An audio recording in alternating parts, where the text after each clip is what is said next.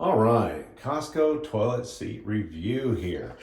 Okay, I really like this toilet seat. For 20 bucks, you can't beat it. It's got the self-closing so it doesn't slam. Gotta love that. Look at that, the top lid does that too, does the same thing. They're both going down real slow. Okay, gotta love that.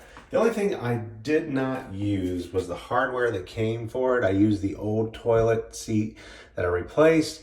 It had the plastic screws. You can get these at Lowe's and Home Depot, and I'll give a link to that. I do use those. They seem to get a better fit, a tighter fit, but you know, you can use the metal ones. I just really don't like metal and water when it comes to toilets. This toilet seat's been really nice. We've had it for about a month now. It's been real reliable. And also I love this part right here where you don't have to clean underneath. This seals all right here. So make sure you clean the lid real good when you install it. And nothing gets underneath there. So it's a good seal. And the clips here were just so easy to bring up and down if you need to clean around them. That's pretty much it. We have a large toilet seat here, and it's just a little bit short of the lip, but for 20 bucks, not a bad deal.